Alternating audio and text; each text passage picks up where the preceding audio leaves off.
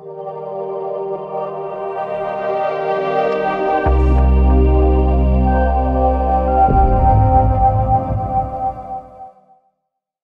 everyone, Rod Crandall here. Thank you for joining me today. We are going to be discussing how to appropriately select and manage centers of influence. Today we're going to be talking about how to successfully do both of those things. I'm going to share with you a little bit about my methodology for doing so. I'm getting very good results. This past year I received about 250 referrals from around 60 centers of influence. In my world, those are primarily wealth advisors, but there's also some accountants and estate planning attorneys. I want to share with you how I've been able to do that, and hopefully you can take something from that in your own practice. In addition, I'll describe to you how I created a brain trust networking group, if you will. I want to talk to you a little bit about how I've done that and what sort of benefits we've received from that as well. At the end of the day, my goal for you in this meeting is to help you narrow in, if you haven't already, and identify how to serve your absolute best clients by creating more meaningful relationships that are ultimately more profitable, are stickier, by creating win-win-win relationships, not only with our clients, but with our collaboration partners. So with that, let's get into it. In my opinion, the single most important reason for pulling together collaborative relationships with centers of influence is so we can attach to what I call the trust train.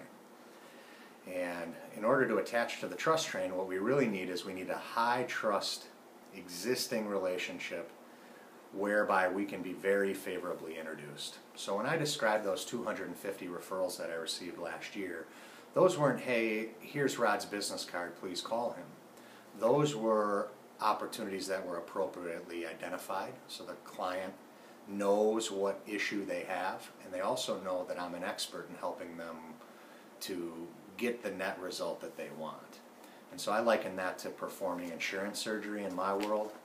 If my wealth advisors are the general practitioners and they indicate that, hey, you need some insurance surgery and I got a surgeon I trust, Rod Crandall, when I show up then, I come with very high trust. Nobody's looking at me thinking, hey, what does this guy want from me exactly? And he must just be trying to sell me insurance.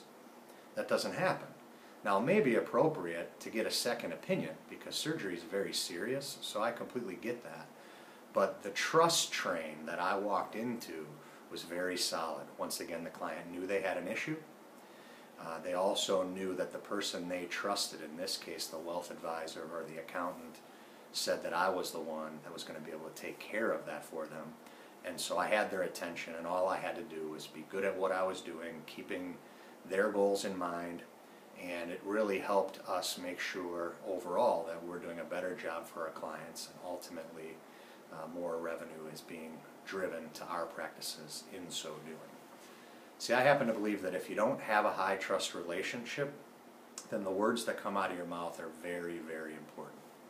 Conversely, if you have a very high trust relationship, there may be a scenario where you could almost say anything that you want. And so what my goal has always been is operating in high trust relationships and utilizing appropriate positioning, tone, and language to effectively motivate our clients to operate in their own best interest, which in my opinion is really our only job. I happen to be convinced that our best clients need multiple strategies, multiple experts, and we can't be all things to all people. And so in building out the centers of influence, I think the number one thing to consider is who's working with the same ideal client that we are, so that we can figure out what other professionals are required to serve our best clients. So in order to appropriately do this, the first thing we need to do is specifically identify what a center of influence looks like for you. Okay, so I'm going to describe for you what that looks like for me, and I want you to be thinking about what it looks like for you. So when I say what it looks like, for me, one of the most important things is that we share the same values. Most importantly, the commitment to operating in the client's best interest at all times. Okay? We need to be abundance-minded as opposed to having a scarcity mindset. A related specialty. I need them to be really good at something that I'm not. I want them to share the same ideal or target client, so we want to be able to serve the same type of client. I need this individual to be very highly trusted. As I described in the trust train, if I don't have a highly trusted center of influence, I'm not going to be able to be introduced appropriately where I can come in as an advisor as opposed to coming in as a vendor. So that's going to be very important. They need to believe that insurance has an appropriate place inside of a plan. You know, in my world, as you can imagine, I wouldn't want a center of influence who doesn't believe that their clients need the solutions that I can bring. So it seems obvious, but it's something for you to be paying attention to. For you, it might be that somebody buys into your methodology for how you manage money or the way you put together a comprehensive financial plan, etc. So first and foremost, it's about sharing those values in the ideal clients. Then we have to figure out, what does that look like for you? I mean, it could possibly be an estate planning attorney, divorce attorneys, accountants, mergers and acquisitions attorneys.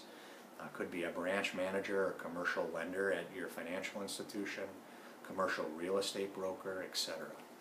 The real key, once we identify the centers of influence and who we may want to work with, is finding those that have those qualities and are committed to what I would call an intentionally shared commitment. Can we be committed to each other to help serve our clients better? So I want to make sure that these people not only fit the profile of what someone like that might look like for me, but those that are willing to intentionally, on purpose, work together to operate, to help our clients operate in their own best interest and do so in a collaborative manner. You'd be surprised, not everybody wants to do that. Maybe that wouldn't surprise you. But we want to find those that really want to partner with us. I think a couple things are really important around that intentionality. First of all, I believe we have to be able to pay our partners. Now, we're in a highly regulated industry. You need to pay very close attention to how to do that appropriately. Work with your compliance officers. Certainly the way to pay our partners is make sure they're appropriately licensed in either securities or insurance or a combination thereof. In my world, I want someone incented to be able to work with me on a proactive basis. Secondarily, we need to have some sort of systematic touch point. I like monthly or bi-weekly, but it doesn't have to be. We just need to make sure that we're intentionally touching base. I want to be on your calendar. I want you on my calendar. Because what happens is, in order to build out this type of relationship, we've got to do something different than we did yesterday in order to build what we're describing. And so we need to specifically take steps to do that. If we don't, we're going to fall back into what we did yesterday. And not that there was anything wrong with what we did yesterday, but we just created an agreement, a commitment, that we were going to intentionally serve our clients better and drive more revenue to our practices. So let me share with you an example of a group I've put together. Now we meet every month for about 2 hours. There's about 9 of us in this group. We call it the Business Succession Planning Brain Trust. It's a group that I put together. And effectively, I utilize the same methodology I just described around a target market. So we wanted to target those that are either exiting their business, have exited, or intend to exit their business, and determine what sort of specialties, what sort of professionals or experts would be needed to facilitate that. And how can we potentially work together? So we pulled together a group with myself, an insurance specialist, a wealth advisor, an estate planning attorney, a business succession planning focused interim CFO. We have a clinical psychologist that meets with us, an accountant, an investment banker, and a mergers and acquisitions attorney. Now, the whole purpose of this group, first and foremost, is to get together on a monthly basis to educate one another on how we can help clients in that circle of getting ready to sell their business, selling their business, and ultimately exiting, and how do they invest the dollars. And so what we're doing is educating each other on how to identify, position, and introduce opportunities to one another. See, I'm never going to be an estate planning attorney, and I don't want to be. I'm never going to be an M&A attorney, and I don't want to be. But I do want to understand how my client can benefit from that and how we can put together professional relationships that can better serve our clients and serve ourselves at the end of the day. Let's expand on identify, position, and introduce. And so this brain trust meeting that happens two hours every month for us, what we do primarily is focus on a case study. And we go around the room and each person brings a different case study to talk about a client they have worked with or are working with in a very confidential manner, of course. And talk about how we are benefiting them.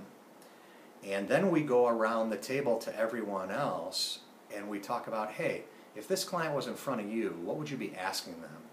How would you be positioning your services? How do I know if this person needs your service?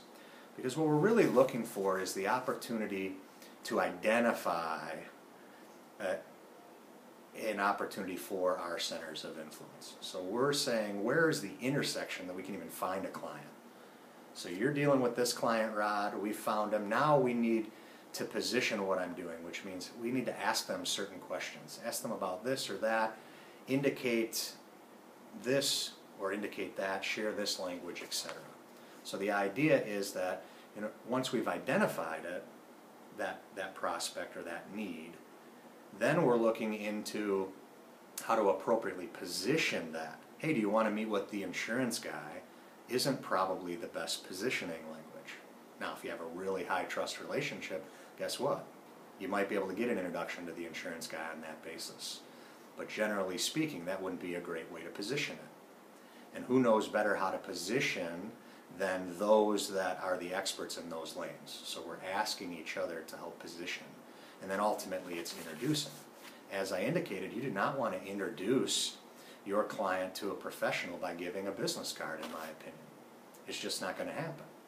We need to effectively get agreement that they know there's some sort of issue, they want to have some sort of conversation, and then we're very warmly introducing, maybe even making the appointment for the other individual.